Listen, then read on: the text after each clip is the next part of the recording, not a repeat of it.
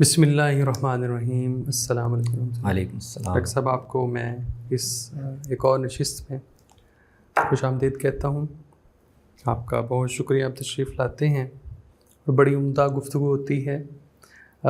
आज हमारा मौजू है हज़रत उमर बिन अब्दुल अज़ीज़ की हुकूमत का जो दौर है, दौर हुकूमत है, दौर इक़्तिदार है, अहद खिलाफत है। वो हमारी तारीख़ में एक सुनहरी बाब है और ये बड़ी अहमियत का हामिल है। हम ये देखेंगे कि वो किस पहलू से उसकी पूरी अहमियत है। मैं चाहूँगा कि आप इस पर थोड़ी सी रोशनी डालें कि इनकी जो है वो बड़ा प्रोमिनेंट किया जाता है बनु उमय्या के दौर में। इनके दौर को अगरचे मुख्तसर है, लेकिन ये हमारी सुनहरी, इसका ख़ास तौर पे ज़िक्र किया जाता है और इसको यानी 5वें खलीफा राशिद के तौर पर भी ज़िक्र किया जाता है। बिल्कुल सही। तो बुनियादी तौर पर तो इसकी जो हम गुफ्तगू कर रहे हैं शुरू से, वो गुफ्तगू तो यही थी कि इक़्तिदार का और हुक्मरानी का एक नमूना और उसके मेयारात रसूलुल्लाह सल्लल्लाहु अलैहि वसल्लम ने कायम किए और उसको खिलाफत अला मिनहाजिन नबुव्वा का उन्वान दिया। बिल्कुल ठीक। और आपने ये बताया कि ये मेयार आपके बाद एक वक्त तक कायम रहेगा, उसमें कुछ कुछ कमज़ोरियाँ आना शुरू हो जाएंगी और फिर वो मुल्क की तरफ चला जाएगा। मुल्क में भी फिर बिगाड़ के मुख्तलिफ़ मराहिल होंगे और वो एक मरहले पे जाके जबर और इस्तिबदाद और जुल्म का एक उन्वान बन जाएगा। लेकिन फिर अल्लाह ताला, यह आपने पेशिनगोई के तौर पर, अच्छा, ये हमने बहुत आगाज़ में डिस्कस की जी, अल्लाह ताला फिर एक दफ़ा अला मिनहाजिन नबुव्वा जो तर्ज़ हुक्मरानी है उसका एक नमूना फिर दिखाएंगे। तो वो जो हदीस में ज़िक्र है उसके पहलू से उमर बिन अब्दुल अज़ीज़ रहमतुल्लाह के दौरे हुकूमत है, उसकी तरफ फ़ितरी तौर पर सबकी नज़र जाती है, इसलिए कि उन्होंने दौरे मुल्क शुरू होने के बाद और उसमें बिगाड़ के कई पहलू तदरीजन शामिल होने के बाद फिर कुछ अरसे के लिए 2 साल के लिए दोबारा अपनी शख्सियत के असर से, अपनी शख्सियत की बदौलत उस पहले नमूने के एक झलक दोबारा दिखाने की कोशिश। बिल्कुल सही। उसी पेशिन गोई को क्या सहाबा ऐसे ही इंतबाक करते हैं उनके दौर पे? बहुत आम रुझान है। अच्छा। उनके दौर में उनका दौर तो ताबीन का दौर है, कुछ सहाबा भी शायद होंगे, लेकिन ताबीन का तो मैंने बताया ना कि वो ज़ाहिर हदीस में तो एक मुतलक उमूमी इशारा है, किसी ख़ास दौर की तवज्जो, लेकिन वक्फ़े के बाद, इनक़िता के बाद वो नमूना इतना गैर मामूली है कि उसकी तरफ तवज्जो सबकी जाती है कि आप जिसका ज़िक्र कर रहे हैं, खिलाफत अला मिनहाजिन नबुव्वा के दोबारा आने का ज़िक्र कर रहे हैं। बाज़ हदीसों में एक खलीफ़ा का ज़िक्र है, जो खलीफ़ा है जो इतनी फयाज़ी से लोगों में माल बांटेगा कि कबूल करने वाला कोई नहीं मिलेगा, उस पहलू से देख रहे हैं। बाज़ रिवायतों में ऐसा लगता है कि मेहदी के उन्वान से भी, अच्छा ठीक है, अब वो इसी खलीफ़ा को कहा गया है या कोई और शख्सियत है, लेकिन एक उन्वान रिवायात में महदी का हुआ है कि कोई एक खलीफ़ा ऐसा होगा जो जुल्म इस्तिबदार का दौर शुरू होने के बाद दोबारा वो एक हिदायत याफ्ता नमूना पेश करेगा और ज़मीन को अदल से भर देगा। तो महदी के लक़ब के साथ भी ज़िक्र होता है। सही। तो इन सारी जो पेशिन गोई हैं उनके बारे में आपको सलफ़ में, उमर अब्दुल अज़ीज़ के मुआसिरीन में बड़ा एक उमूमी रुझान दिखाई देता है कि वो इनके मिस्दाक के तौर पर उनके दौर को देखते हैं। हज़रत उमर रज़ियल्लाहु तआला अन्हु अक्सर जो कहते थे कि मेरा गुमान है कि मेरी औलाद में से अल्लाह ताला एक ऐसे शख्स को भेजेंगे जो ज़मीन को अदल से भर देगा, तो वो किस बुनियाद पे नबी सल्लम की क्या इसी पेशिन गोई? अब नबी सल्लम की इन पेशिन गोइयों में ये वजाहत तो नहीं है कि वो किस उमर की औलाद में से ठीक ठीक, बिल्कुल सही। तो या तो इन पेशिन गोइयों के साथ उन्होंने किसी मौके पे ये बात भी हुजूर से सुनी, अरे या तो हुजूर से सुनी होगी, या एक दूसरा इम्कान भी है कि सहाबा जो हैं وہ دینی اور شرعی معاملات میں تو نہیں، لیکن ماضی کے احوال اور مستقبل کے جو حالات ہیں اس میں علماء اہل کتاب کے بیانات کو بھی کافی وزن دیتے ہیں۔ ٹھیک ٹھیک ٹھیک۔ تو کعب الاحبار جو ان کے بڑے عالم تھے، وہ مختلف مراحل کے بارے میں، بلکہ اب روایات کو دیکھیں تو اس سے لگتا ہے کہ وہ ان کے پاس کچھ ایسی معلومات تھیں کہ وہ پیشگی بتا دیتے تھے کہ اب یہ ہونے والا۔ حضرت معاویہ کے بارے میں ان کا بڑا دلچسپ اثر ہے۔ حضرت عثمان کے دور میں ایک شاعر جو ہے وہ حضرت معاویہ چل رہے تھے اور وہ پیچھے نا شعر پڑھ رہا ہے کہ عثمان ہمارے خلیفہ ہیں، ان کے بعد علی ہوں گے، ان کے بعد زبیر ہوں گے۔ تو کعب نے کہا کہ نہیں، علی اور زبیر نہیں ہوں گے، یہ جو آدمی سفید خچر پہ بیٹھا ہوا ہے یہ ہوں گا، وہ حضرت معاویہ تھے۔ تو ممکن ہے سیدنا عمر نے اس طرح کعب سے یا کسی اور علماء اہل کتاب میں سے کسی سے بات سنی ہو۔ بالکل صحیح۔ یہ جو آپ نے بھی فرمایا کہ مہدی کے عنوان سے، اور یہ صحابہ کے ہیں کثر میرے سامنے ہے، اور اس میں سعید بن المسیب جو ہیں وہ ان سے بلکہ پوچھا گیا، ایک شخص نے ان سے پوچھا کہ مہدی کے بارے میں، تو انہوں نے کہا کہ آپ جو ہے وہ کبھی مروان بن حکم کے گھر داخل ہوں تو آپ کو ایک شخصیت نظر آئے گی۔ تو وہ گئے اور وہ دیکھ کر آ گئے۔ انہوں نے کہا کہ میں نے تو نہیں دیکھا۔ انہوں نے کہا کہ اس کے جو تخت ہے، بیٹھنے کی جگہ، وہاں پہ میں نے عمر بن عبدالعزیز کو دیکھا۔ تو انہوں نے کہا کہ وہ وہی مہدی ہیں۔ تو آپ جیسے بھی فرما رہے تھے کہ ان کے ہاں یہ ان کی شخصیت میں، ابھی ظاہر ہے اس وقت ابھی یہ خلیفہ نہیں ہوئے بالکل، لیکن ان کی شخصیت میں تقوی، دین کا علم، سیرت اور کردار کی عمدگی، یہ اوصاف ظاہر ہے موجود تھے پہلے، جن میں پھر ایک اور طرح کا کمال پیدا ہوا جب ان کو ذمہ داری۔ بلکہ یہ مدینے کے میرے خیال سے گورنر بھی رہے، مدینے کا گورنر بھی پہلے رہے، جی، ان کو مقرر کیا گیا۔ ان کی جو چناؤ ہوا ہے وہ بھی بڑا دلچسپ ہے۔ یہ خلیفہ کے طور پہ سلمان بن عبد الملک نے جو ہے وہ اچانک بیمار ہو گئے، اور میرے خیال سے انہیں گمان ہوا کہ شاید اب یہ سخت بیماری ہے۔ تو انہوں نے مشورہ کیا، تو انہوں نے کہا کہ میں عمر بن عبدالعزیز کو اگر بنا لوں تو مشورے دینے والے نے کہا کہ اس طرح تو فتنہ پھیلے گا، کیونکہ آپ کے بعد آپ کے بھائی ہیں، ان کا تو نمبر اس طرح نہیں آ رہا جس طرح آنا چاہیے۔ یہ سارے اصل میں مروان بن حکم کی اولاد میں سے، عبد الملک بن مروان کے بیٹے ہیں، سارے ان کے بیٹے ہیں۔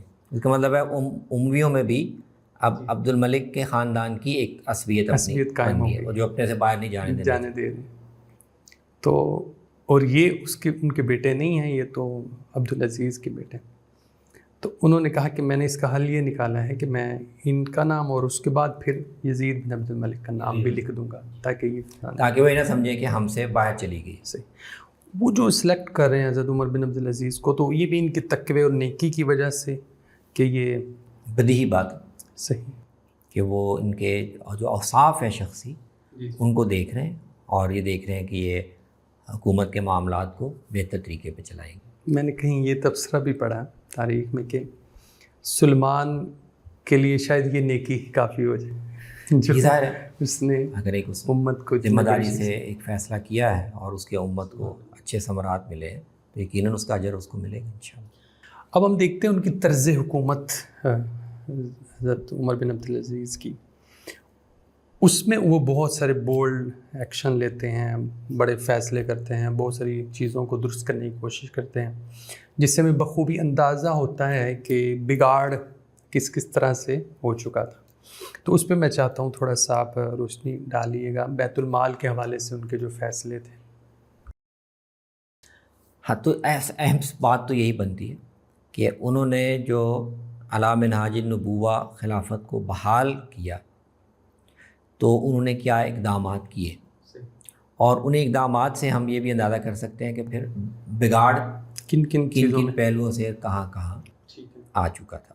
تو بیت المال سے متعلق یا مالی معاملات کے متعلق انہوں نے سب سے پہلے تو خود سے شروع کیا، اور انہوں نے ایک انگوٹھی تھی جو انہوں نے کہا کہ مجھے ولید بن عبد الملک نے عطا کی تھی وہ انہوں نے دے دی، یعنی اپنے پہ پہلے اپلائی کیا، اس اپنی زندگی میں سادگی لے کر آئے اور وہ جو تعیشات تھی وہ ختم کی. پہلا تو ان کا سٹیپ یہ تھا. اس کا مطلب ہے کہ حکمرانوں کے ہاں یہ چیز بہت زیادہ، یعنی علی منہاج النبوہ خلافت کی خصوصیات میں سے پہلی اور بنیادی خصوصیت تو یہ ہے کہ جو حکمران ہیں وہ بیت المال میں تصرف وہ اس کو ایک حد میں رکھے، خاص طور پہ اپنے لیے اور اپنے اہل خانہ کے لیے. تو فرق ہی اصل میں بادشاہت میں اور خلافت یا علی منہاج النبوہ میں بڑا بنیادی فرق اس سے واقع ہوتا ہے کہ قومی خزانے پر، بیت المال پر حکمران اپنا تصرف کس دائرے میں رکھتا ہے. بالکل صحیح. اچھا، اب یہ بات بنیادی یعنی یہ سمجھنے کی بات ہے کہ ایک ہے بیت المال میں جو تصرف کا حق ہے اس سے کوئی یعنی اس کو حرام مصارف پر خرچ کرنا اور یا اس کو نااہل لوگوں کو نوازنے، وہ تو ظاہر ہے کہ ایک جرم ہے. ٹھیک ہے. لیکن ذاتی زندگی کے لیے، سہولتوں کے لیے، آرام اور تعیش کے لیے قومی خزانے کو استعمال کرنا یہ فی نفسی ہی حرام نہیں ہے. ٹھیک ہے. یہ اہم بات ہے. صحیح صحیح. اس لیے کہ اقتدار کے اور حکومت کے جو دنیا میں طریقے رہے ہیں، اور اللہ تعالیٰ نے وہ انبیاء کو بھی جب اقتدار دیا تو اس میں ہمیں یہ نمونے دونوں طرح کے ملتے ہیں. اور اس کو دنیا میں جو بادشاہت کی تاریخ ہے تو یہ ایک طرح سے بادشاہ کا جائز حق مانا جاتا ہے. ٹھیک ہے.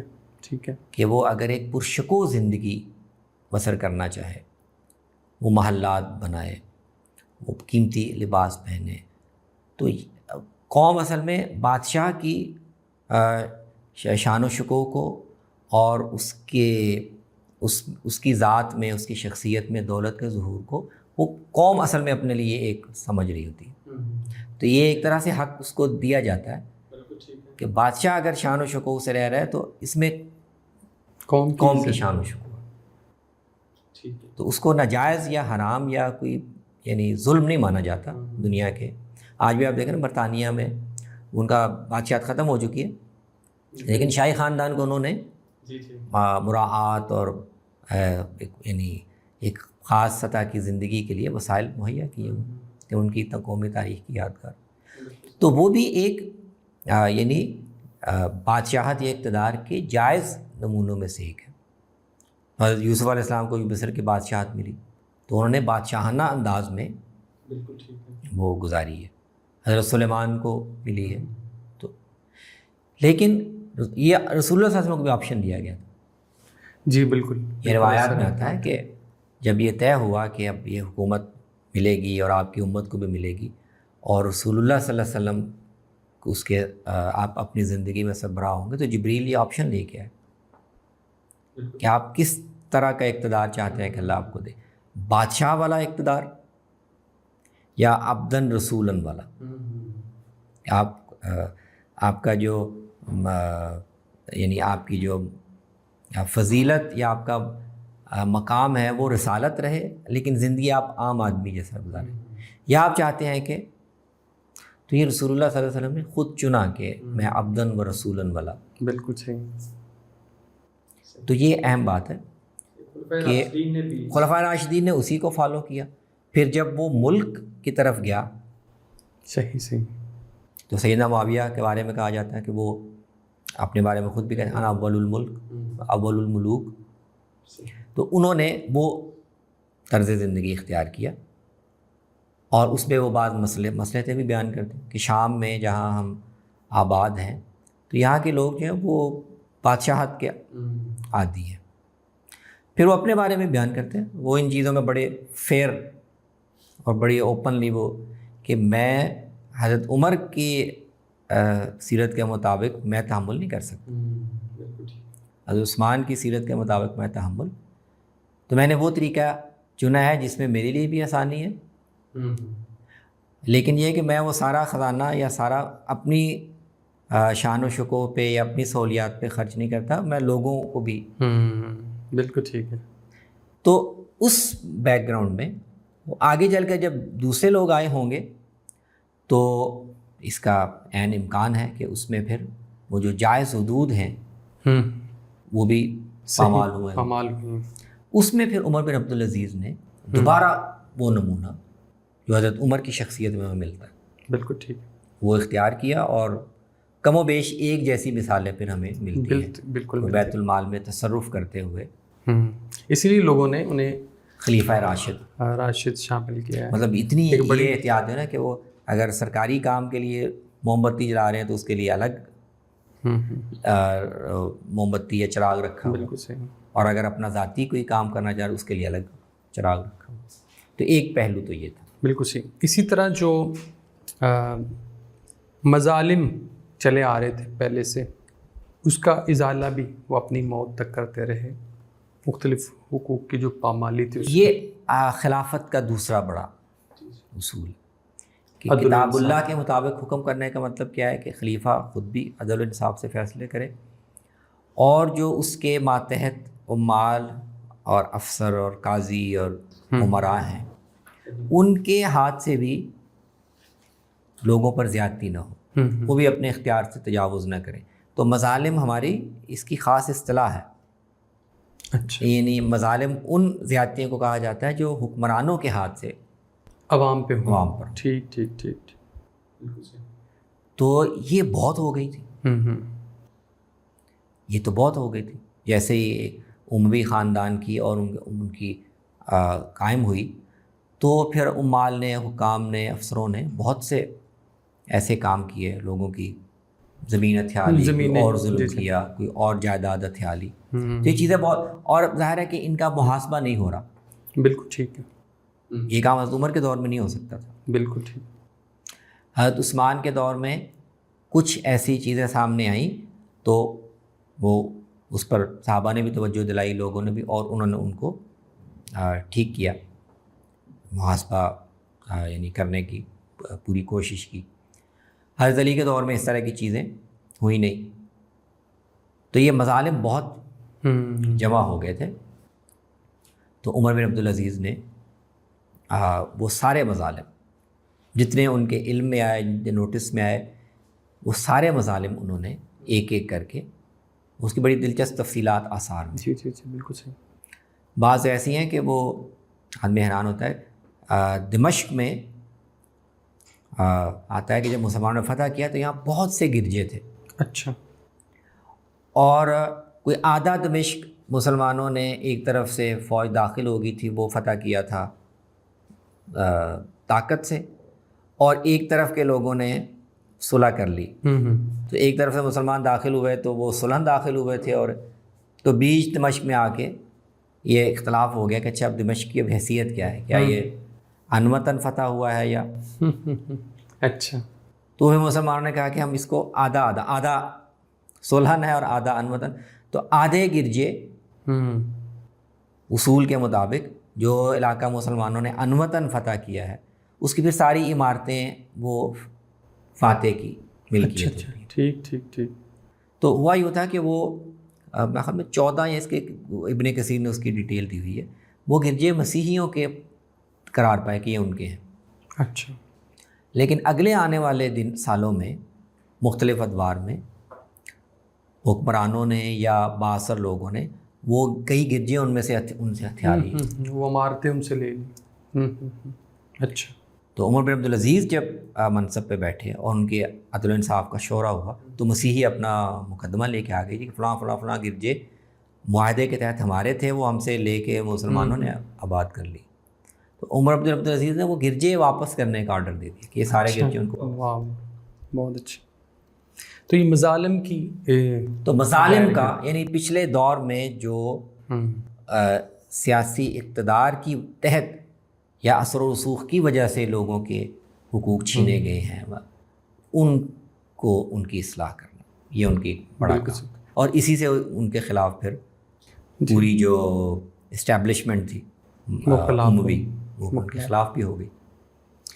یہ ایک اور خواہش تھی ان کی کہ میں شورا کا وہ نظام بھی واپس لاؤں جو کہ وہ سمجھ رہے ہیں کہ خلافہ کے بعد ختم ہو گیا، لیکن وہ ممکن نہیں تھا، ان کے بس میں نہیں تھا. بس نہیں. اس لیے جیسے آپ نے بتایا سلیمان نے ان کو خلافت کی ذمہ داری دی ہی اس شرط پر تھی کہ ان کے بعد یزید بن عبد الملک، کیونکہ اگر وہ یہ نہ کرتا تو پہلے دن سے ان کی خلافت ماننے کے لیے وہ جو اموی اسٹیبلشمنٹ بن گئی تھی نا اس وقت وہ قبول نہ کرتے. تو یہ 2 سال جو انہوں نے کام کی یہ بھی نہ کر سکتے.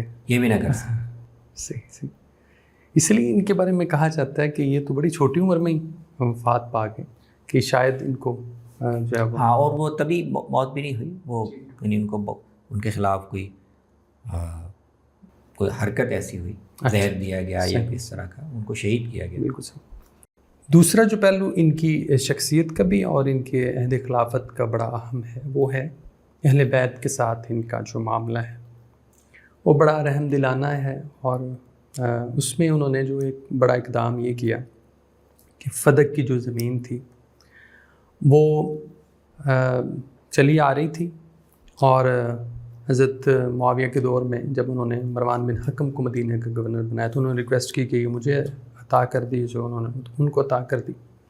تو وہاں سے چلی آ رہی تھی، تو انہوں نے یہ اسٹیپ لیا کہ وہ جگیر ہے، وہ جو جگہ ہے وہ واپس اہل بیت کو دے دی جائے، ان کو لے کر واپس کر.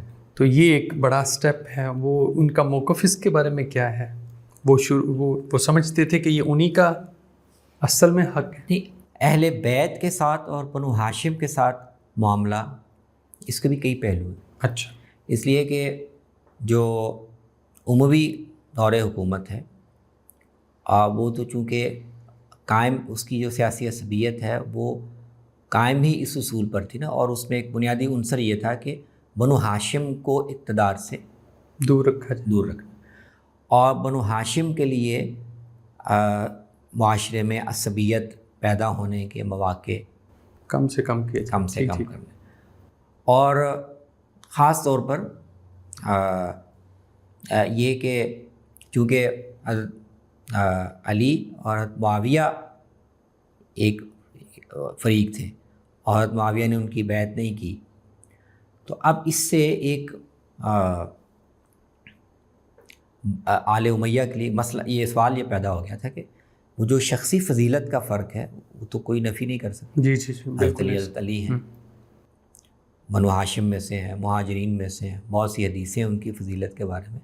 حضرت معاویہ کا وہ مقام شخصی فضیلت کے لحاظ سے نہیں ہے. بالکل ٹھیک. تو یہ ایک مسلسل کویسچن تھا جو حضرت معاویہ سے بھی پوچھا جاتا رہتا تھا، وہ اس کا ایک سیاسی اصول پر جواب دیتے تھے، جیسے پیچھے ہم نے دیکھا کہ افضل وہ ہیں لیکن معاملات حکومت ہم بہتر چلا سکتے. یہ بعد والے جو لوگ آئے ان کے لیے پھر یہ کہنا بھی شاید مشکل ہو گیا. تو انہوں نے پھر ایک یعنی اموی دور میں ایک کمپین باقاعدہ اس کی ہوئی کہ حضرت علی کی جو شخصی فضیلت ہے یا اس کو نگیٹ کیا جائے. بالکل ٹھیک. تو ان کی فضیلت کی حدیثوں کا انکار کرنا، ان کی کسی بھی فضیلت کو چھپا کے رکھنا، اور الٹا ان پر اعتراضات کی، ان کی تنقیص کی، ان کی تنقید کے جو باتیں ہیں ان کو پبلک میں بیان کرنا، جس کو عام طور پر ہماری بات بیان کرتے ہیں کہ ان کو سب و شتم کیا جائے. بالکل. تو سب و شتم یہی ہوتا تھا کہ ان کی تنقید کی جائے. کوئی ان کے جیسے عثمان کے لوگوں نے نکالے نا ایب کہ آپ احد سے بھاگ گئے تھے اور فلاں، تو اس طرح کی چیزیں وہ ڈھونڈ کے بیان کرنا، اور تاکہ بنو ہاشم کے بارے میں لوگوں کے اندر احترام کا وہ رویہ نہ پیدا ہونے پائے اور ان کی عصبیت دوبارہ. تو یہ ایک عمل تھا. اچھا. بالکل صحیح. تو عمر بن عبدالعزیز نے جو سب سے اہم کام کیا، اور یہ ان کی پالیسی کا حصہ تھا کہ جمعے کے ممبر پر خطبے میں بنو امیہ کی یا ان کی شان تو بیان کرنی ہے، حضرت علی کے بارے میں ایسا کچھ نہ کچھ ضرور کہنا ہے کہ جی بالکل صحیح. ایک تو عمر بن عبدالعزیز نے آ کر وہ اس سلسلے کو بالکل صحیح کہ سیدنا علی کے بارے میں یہ جو سب و شتم کا طریقہ ہے اور ممبر کو پر کھڑے ہو کر یہ بطور پالیسی کے کرنے کا عمل ہے، ایک تو انہوں نے اس کو موقوف کیا۔ بالکل صحیح۔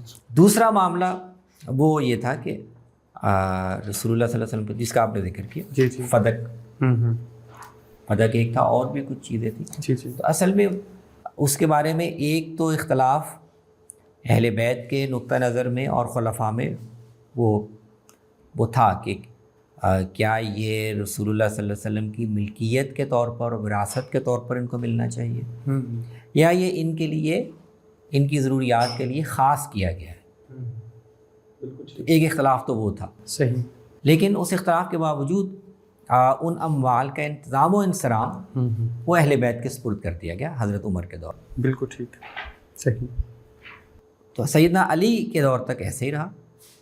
جب سیدنا علی کی شہادت ہو گئی اور صلح حسن ہو گیا تو حضرت معاویہ نے ایک طرح سے اس سلسلے کو منقطع کر کے، وہ جو فدق سے خاص اموال جن کے لیے زمینیں خاص تھیں، انہوں نے اس کے متبادل ایک دوسرا طریقہ اختیار کر لیا، اور وہ قاعدہ صلح حسن میں شامل تھا۔ بالکل ٹھیک ہے کہ سالانہ آپ کو اتنی رقم دی جائے گی، اور فلاں فلاں علاقوں سے کچھ علاقوں کا ذکر ملتا ہے، وہاں سے جو خراج آئے گا وہ آپ کو دے دیا جائے گا۔ ٹھیک ہے، ٹھیک ہے۔ تو آپ اس طرح سے کہہ سکتے ہیں کہ انہوں نے یہ جو سلسلہ پہلے سے چلا آ رہا تھا اس کو موقوف کر دیا، اور ایک متبادل، ٹھیک ہے، یہ پھر جاری رہا ایسے ہی۔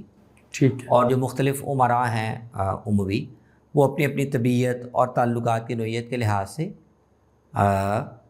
اپنی اپنی مرضی کے لحاظ سے وہ اہل بیت کے ساتھ اور ان کے خاندان کے ساتھ وہ اکرام کا معاملہ کرتے رہے، لیکن وہ جو ان کے لیے خاص کیا گیا تھا کچھ زمینیں، کچھ جائیدادیں، وہ سلسلہ منقطع ہو گیا تھا۔ اس کو پھر عمر بن عبدالعزیز نے دوبارہ بحال کیا، اور ان کو، اور ان کی جو محبت ہے اہل بیت سے، وہ تو اس کا اقرار ہمیں روایت میں ملتا ہے فاطمہ بنت علی بن ابی طالب سے، اور وہ کہتی ہیں کہ میں ان کو دیکھا ہے، اور وہ ان کے بارے میں اکثر بہت اچھا ذکر کرتی تھی، کہتی تھی کہ میں ان کے پاس کئی دفعہ گئی ہوں، اور ایک دفعہ گئی تو انہوں نے سب کو نکال دیا، میں اکیلی ان کے پاس تھی کمرے میں، تو انہوں نے کہا کہ اے علی کی بیٹی، اللہ کی قسم، زمین پہ جو تم لوگ ہو، تمہارا جو گھر ہے، یہ مجھے سب سے زیادہ محبوب ہے، اور تم جو ہے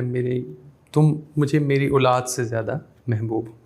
تو یہ ان کے دل میں اہل بیت سے جو محبت ہے نبی صلی اللہ علیہ وسلم کے گھرانے سے، اسی کا ایک وجہ ہے کہ اس کا اظہار جو ہے ان کے دور میں اس طرح ہمیں، اور اہل بیت کے ہاں بھی ان کے بارے میں ان کی شخصیت کے بارے میں ان کے بڑا اکرام، کیونکہ یہ مدینے میں جب رہے ہیں تو اس دور میں بھی تھا۔ اور بعض مجھے ایسا یاد پڑتا ہے، بعض آثار میں امام زین العابدین کا غالباً ان سے منقول ہے کہ وہ جو مہدی کی ذکر آتا ہے نا، اچھا، وہ اس کا مصداق ان کو کہتے تھے۔ اچھا اچھا اچھا اچھا، وہ کیوں کہتے تھے کہ مہدی جو ہے نا، وہ اس کے بارے میں تم لوگ غلط سمجھ، تو وہ ہم میں سے نہیں ہے، اہل بیت میں سے نہیں، وہ مہدی ان بنو عبد شمس میں سے، اچھا اچھا، اور وہ عمر بن عبدالعزیز۔ اچھا اچھا اچھا، ٹھیک ٹھیک ٹھیک۔ تو اس طرح کے آثار بھی بڑی خوبصورت موجود ہیں۔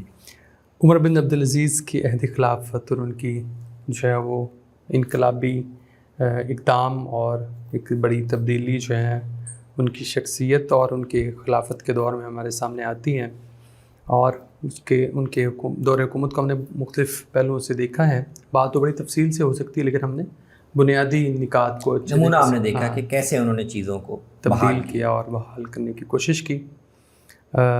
آپ کی آمد کا بہت شکریہ، انشاءاللہ دوبارہ آپ سے ملاقات ہوگی۔ السلام علیکم۔ وعلیکم